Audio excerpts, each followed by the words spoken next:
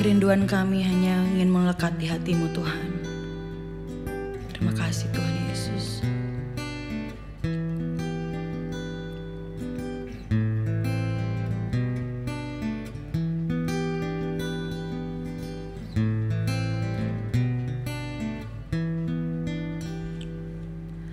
Ajarku berdiam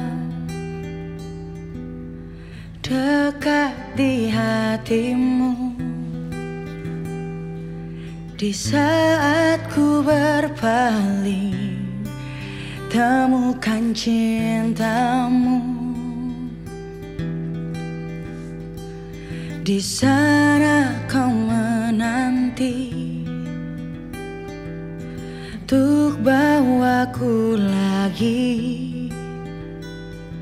bersekutu dalam damai yang sejati. Oh, ku damba hadir-Mu. Oh, inilah rinduku. Hidupku hanyalah untuk-Mu. Segenap hatiku kagum akan kebaikan-Mu, dan nafasku menceritakan kasih-Mu. Ajarku berdiam dekat di hati-Mu.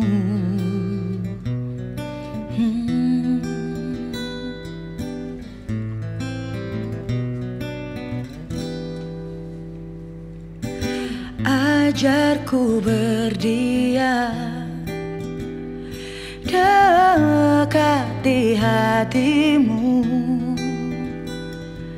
di saat ku berpaling, temukan cinta-Mu.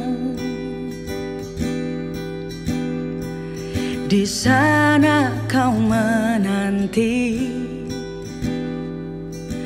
untuk bawaku lagi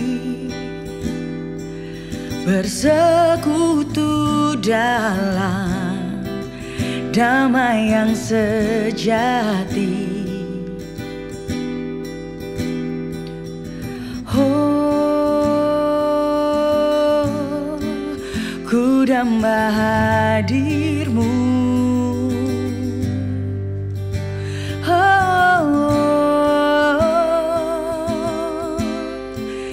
Inilah rinduku.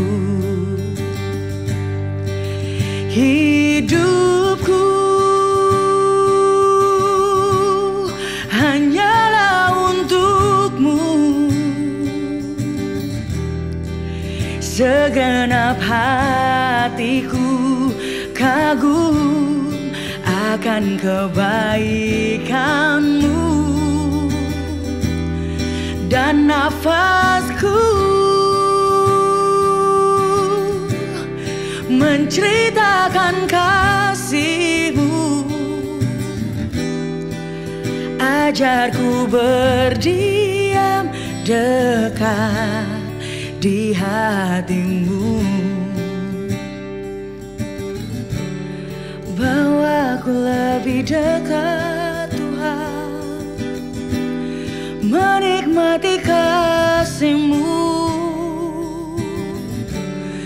dalam hadirat-Mu Tuhan. Hatiku limpahkan syukur, hanya dekat-Mu hatiku tenang.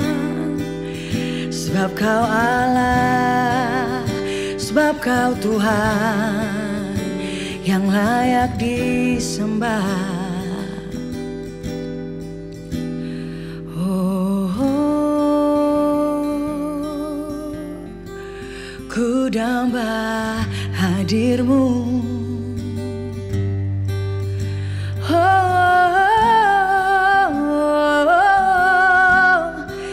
Inilah rinduku, hidupku hanyalah untukmu. Segenap hatiku kagum akan kebaikanmu, dan nafasku menceritakan kasih-Mu. Ajarku berdiam dekat di hati-Mu, dan hidupku hanyalah untukmu. Segenap hatiku kagum akan kebaikanmu, dan nafasku menceritakan kasih-Mu. Ajarku berdiam dekat di hati-Mu. Oh, ajarku berdiam dekat di hati-Mu. Oh Yesus, ajarku berdiam dekat di hati-Mu. Hanya dekat-Mu ya Bapa.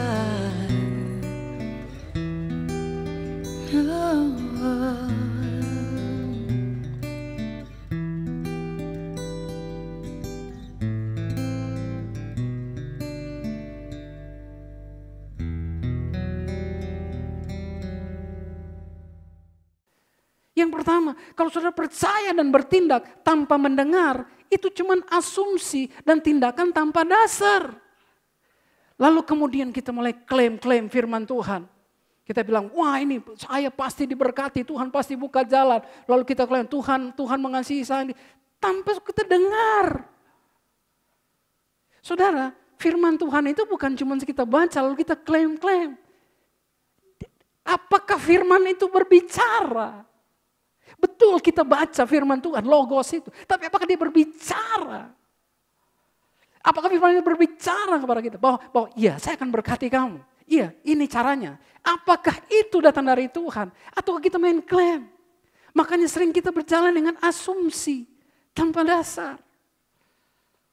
Dan biasanya itu jadi fatal saudara-saudara. Kenapa?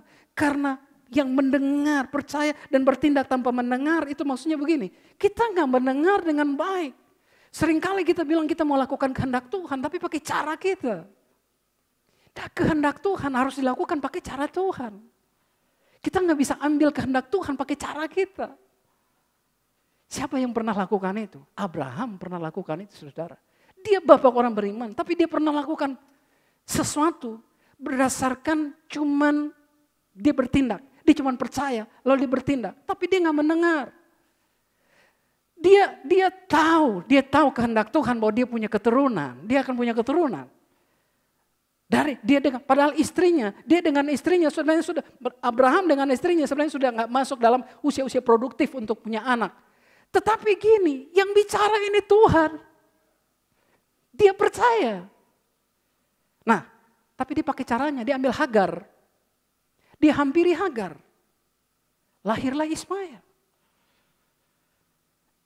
Saudara lihat bahwa itu jadi fatal. Kenapa? Karena kemudian bukan itu. Tuhan nggak bicara itu.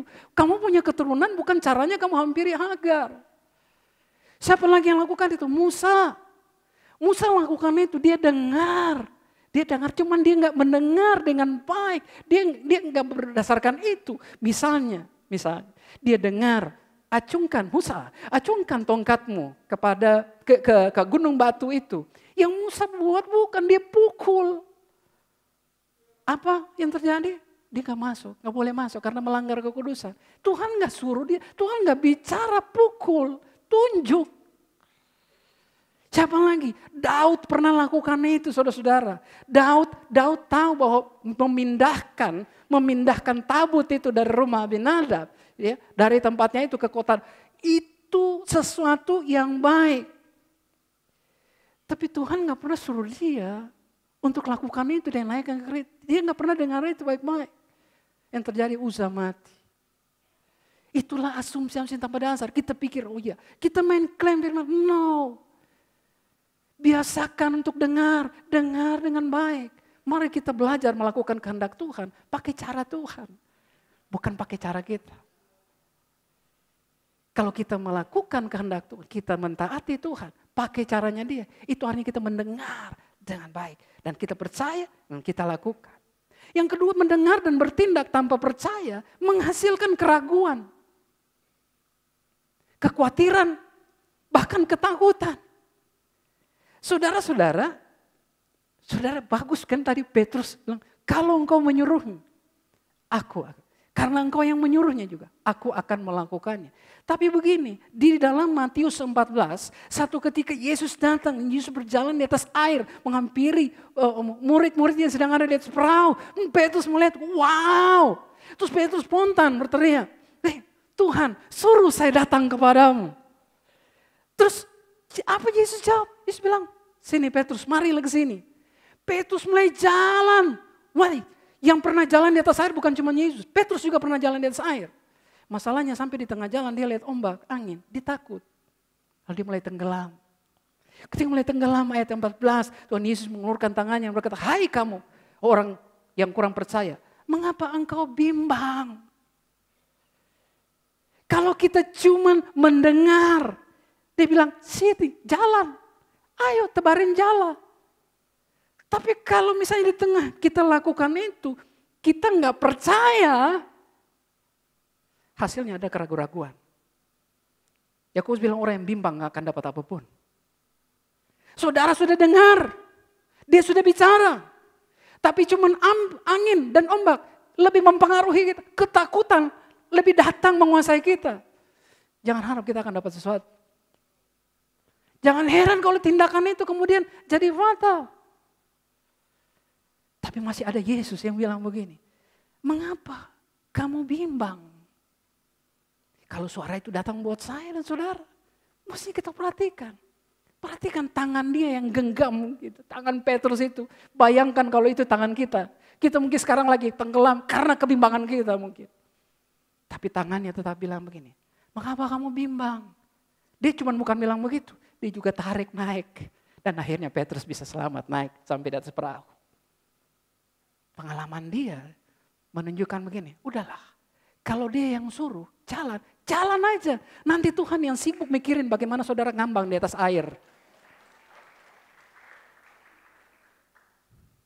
Semoga ini berbicara kepada saudara-saudara.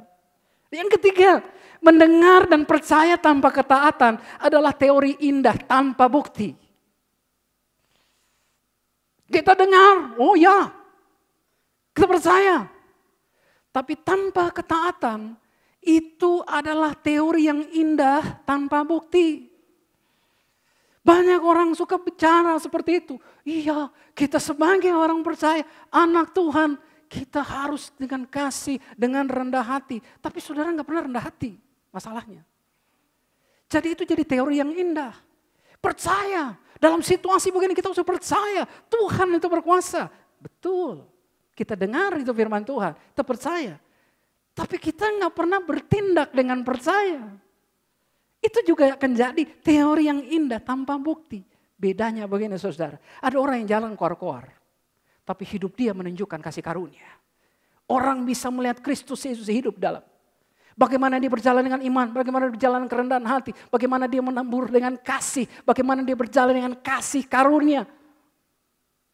Kenapa? Mendengar, percaya, melakukan. Di ayat yang kelima, Simon Dari Lukas pasal 5. Simon menjawab, "Guru, telah sepanjang malam kami bekerja keras dan kami tidak menangkap apa-apa. Tetapi karena engkau menyuruhnya, aku akan menebarkan jala juga." Dia dengar Yesus berkata begini, "Bertolaklah ke tempat yang lebih dalam dan tebarkanlah jala." Dia dengar. Kemudian dia percaya. Dari mana saya tahu dia percaya? Karena dia bilang begini, "Sudah sepanjang malam ya kami bekerja keras dan kami tidak menangkap apa-apa. Yang guru suruh ini saya sudah lakukan. Saya tahu banget tempatnya. Peta di Danau Galilea ini tempat mana? Tadi malam sudah saya susuri."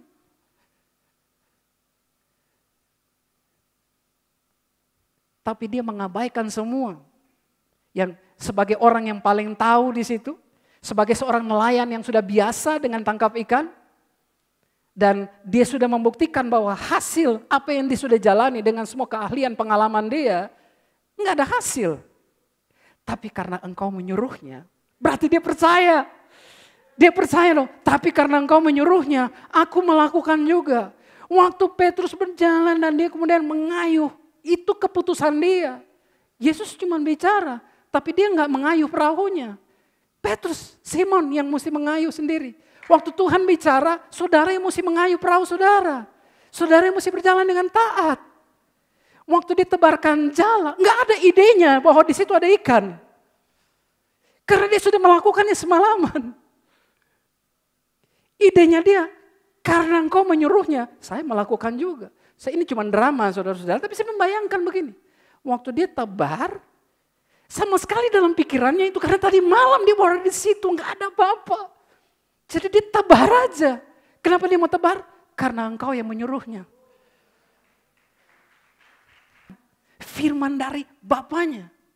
Di dalam Yohanes 14 ayat 31 dibilang begini, supaya dunia tahu ya, bahwa aku mengasihi Bapa dan bahwa aku melakukan segala sesuatu.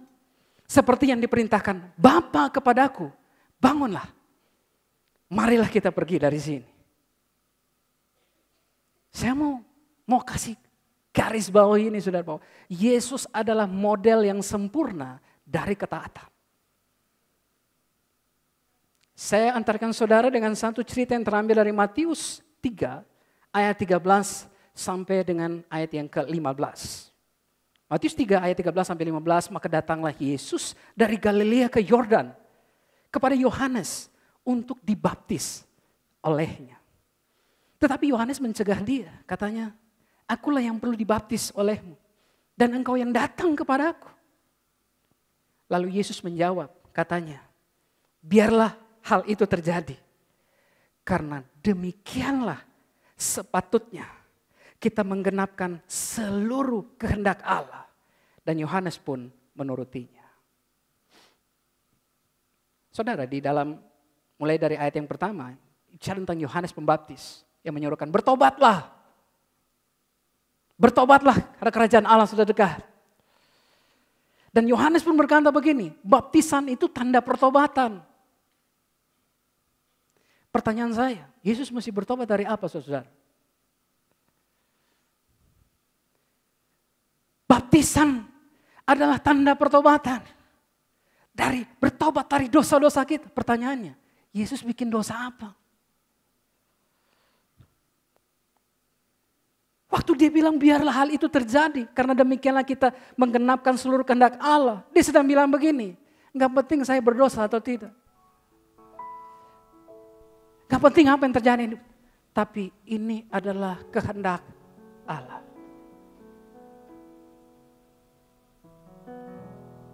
Saya gak bisa bicara lebih dalam karena ini menjangkau semua. Dia anak Allah. Dia tanpa cacat.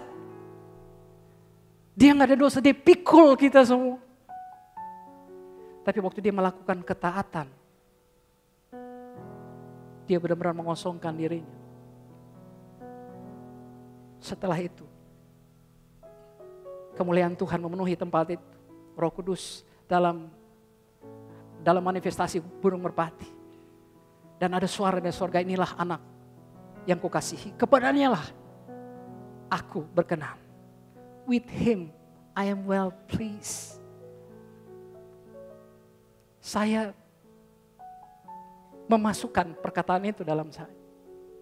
Waktu saya memilih melakukan kehendak Tuhan. Mentaati dia. Tanpa syarat apapun.